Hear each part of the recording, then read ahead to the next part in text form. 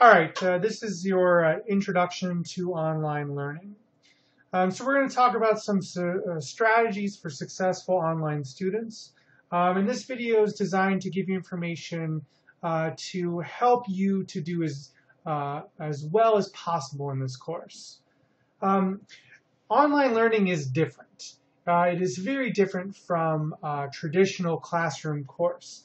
With a traditional classroom course, you go physically to somewhere. The instructor has some kind of lecture discussion that occurs in the class. There's assignments and reading outside of the class, but it's very structured. Online learning is much different. It is more flexible. It's more convenient. You can watch these videos, in your pajamas, on your couch if you like, at any time, that suits you. But one of the problems with this flexibility is that students can procrastinate, or students can fail to engage. They can fail to develop the kind of structures on their own that will be necessary for success in an online course. So we're going to talk today about 4 different tips for developing these online skills, and this is based on a survey of students from this online article here. So the first tip is to set up your system. Set up a place to work, right? So you need to have a place, you need to have a computer, you need to have an internet connection. I strongly recommend that you have a physical computer, not just your phone or a tablet to work on, but a physical computer, something with a keyboard where you can type.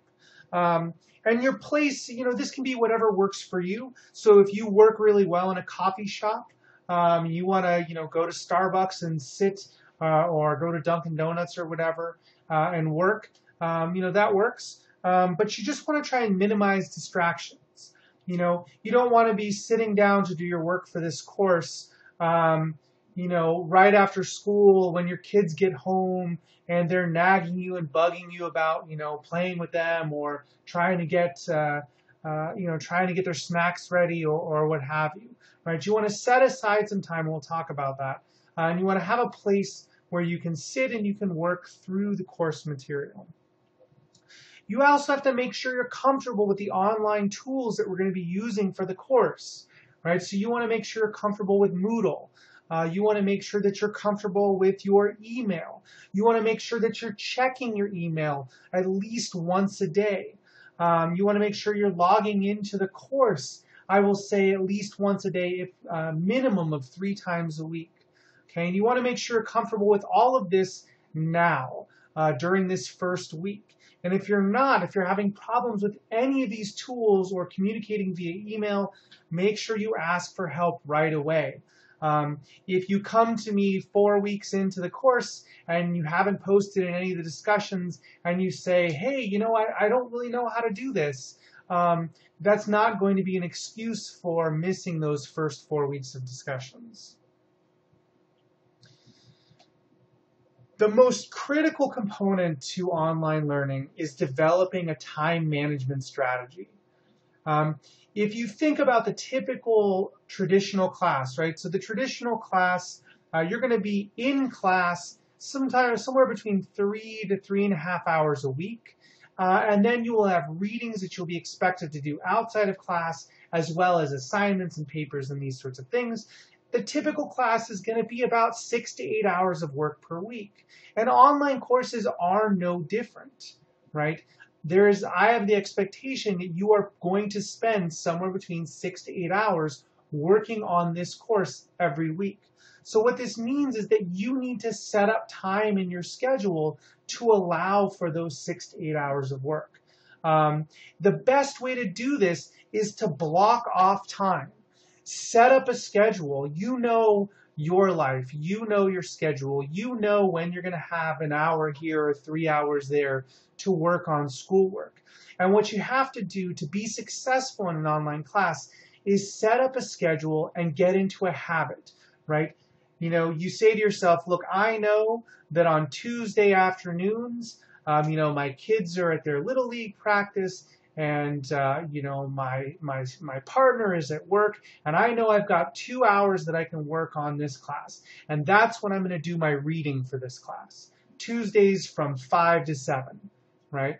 And you know that every week on Tuesdays from 5 to 7, you're going to do the reading for this class, right? That is how to be successful in an online class, right? Set up time for the specific tasks of the class, set up time for the classwork, and then stick to that schedule, right? And that's how you're going to be successful. And you want to log in at least 3 times a week to the course. When we talk about the discussions, I'll say early and often. Talk about the discussions, right? So another tip for success in an online course is making the most out of online discussions, right? In a classroom setting, you know, you ask questions, there's a dynamic interaction that happens between the instructor and between the students.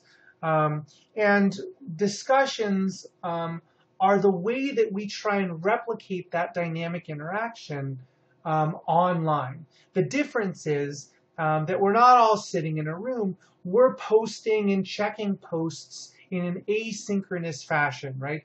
We're posting and checking posts throughout the week. And this is our primary tool for interaction.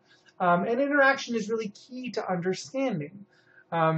Asking questions, making connections from the course material to experiences that you've had in your life. These are ways that you can really learn the material from the course.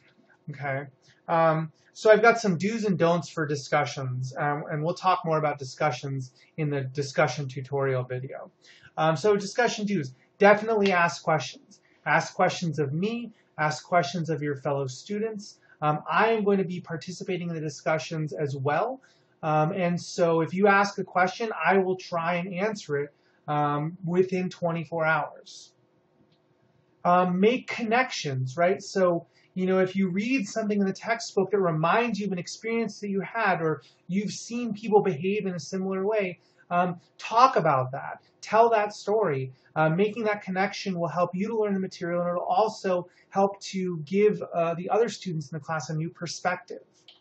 Definitely respond to your classmates. If someone says something that's interesting or makes you think of something that you've experienced, have that dynamic interaction with your classmates. And of course, post early and often, right? The discussion is supposed to unfold over the course of the week, okay? And this works the best if you're checking and posting at least once a day or once every a couple days. Also, have something meaningful to add, right? We'll talk about this in the discussion video. What is a substantial post or a meaningful post? But you want to have a meaningful contribution to the discussion. Discussion don'ts, right? So the easiest way to kill a discussion is to treat it like an assignment. Is to treat it like a checkbox that you have to do just to get points. I realize that I have to grade the discussions because if I don't grade them, no one would do them. But if you are treating this like an assignment, what you're going to end up doing is you're going to end up posting, you know, an hour before it's due or a couple hours before Sunday night deadline. And then it doesn't function like a discussion. It functions like a bunch of isolated little posts. And so don't treat it like an assignment. Don't post at the last minute. Make sure that you're, you know, as soon as you read something that's interesting, stop reading, log in, and post your thoughts about that thing. If we do this early and often, then we'll have a really good sort of interaction, and we'll make the most out of these online discussions. So the last tip is to stay motivated. You know, successful online students really keep their eye on the prize. They sort of keep the end goal in mind. You know, if you want to earn an A in the class, you're thinking about that on that Tuesday at 5 o'clock when you've blocked off time to read, but you've got this other work that you have to do. You know, the students who are focused on the end goal, graduation, doing well in the course, they're going to be the students who make the decision to read even though there's something else they'd rather be doing. right? So staying motivated. Have an accountability buddy, right? Find someone in the class that you can talk to about the class material. If you develop online relationships with other students, it's going to make it harder for you to procrastinate, right? If you know that there's someone who's going to email you and ask you about how you did on the quiz, or ask you about what you thought about this one piece of information in the text, it's going to be harder for you to procrastinate. It's going to be harder for you to sort of slip through the cracks. So develop online relationships with other students, or develop face-to-face relationships. If you recognize a name of someone who's in the course, talk to that person outside of class about the course. Successful online students set goals and reward themselves, right? So, if you set a goal to get at least an 8 out of 10 or a 9 out of 10 on every online quiz by the end of the week, and you reach that goal, you achieve that goal, give yourself a reward. If it's this, I don't know what this is, some kind of crazy ice cream contraption over here, right? If it's ice cream, or if it's a beer, or if it's, a massage at the middle of the semester, if you're still getting an A in the class, whatever it is, set a goal, give yourself a reward when you achieve that goal. And remember, everyone can earn an A in this course, right?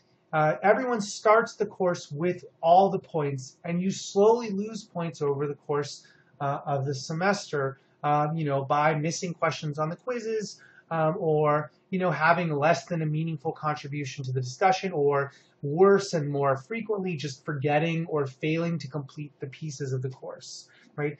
Everyone can get an A, but it is up to you to do it. And I believe that you can do it. And again, if you're struggling with any of these things, come and talk to me. So that's it for the tips for successful online learning. Make sure that you view the tutorials for discussions. Make sure you view the syllabus video. Make sure you view the tutorial for online quizzes and turn it in. And make sure that you complete all the tasks this week by the deadline.